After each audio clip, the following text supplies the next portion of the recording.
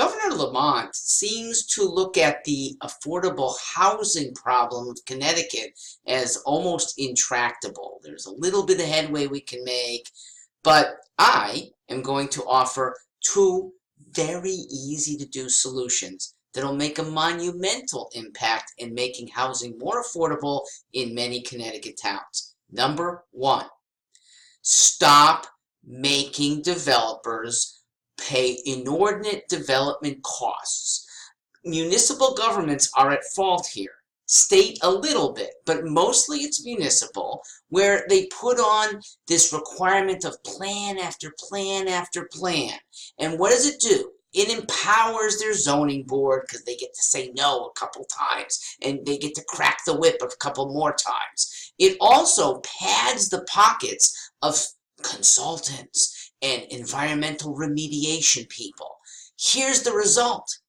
Developers who might have a parcel on which they could put, say, 14 fairly low-cost homes, they get restricted down to 8.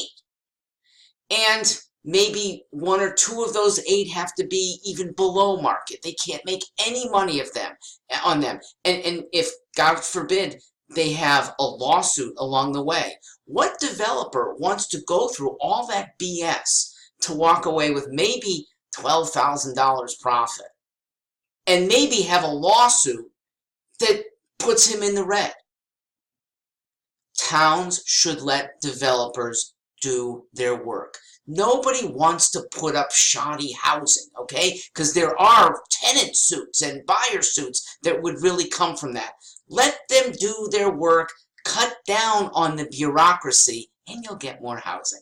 Also, you'll get more competition for that housing because there'll be a lot more developers willing to do it in the first place. When a town is stuck with, he's the only guy willing to come, well, his price isn't going to be as good as if there were 12 guys willing to come and you get to choose.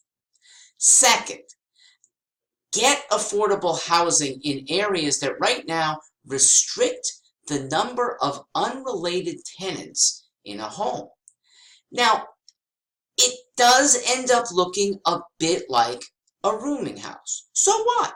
If they're decent people, they keep property well, they're upstanding citizens, they just don't have a lot of money, then when the cost of their room is half or a third of what it would cost in the marketplace that's restricted, it's not a free marketplace, you end up getting good people at lower cost.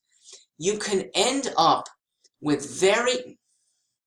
Now, the reason some towns put those restrictions on them is, well, they don't want carousing college kids wrecking the neighborhood. They don't want unclassy people. And you can't really legislate classy, so they end up using no more than 3 unrelated people as a stand-in. But 3 unrelated people can be very upstanding. They're all young, working people. I rent to people like that. And it's worked out very well. And it would work out better if I could rent to 5 in my 5-bedroom home instead of just 3.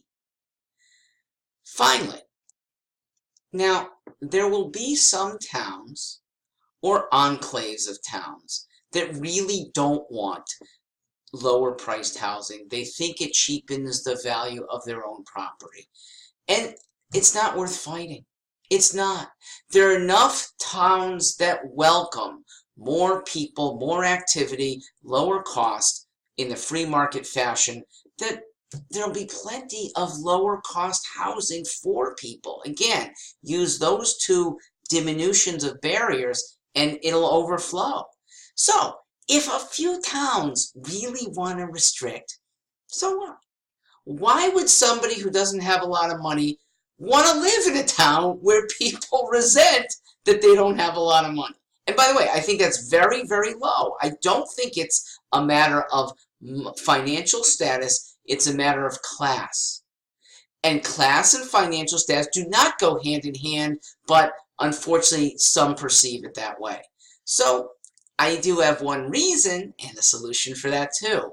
why people do want to live in towns that are snooty and don't want low income.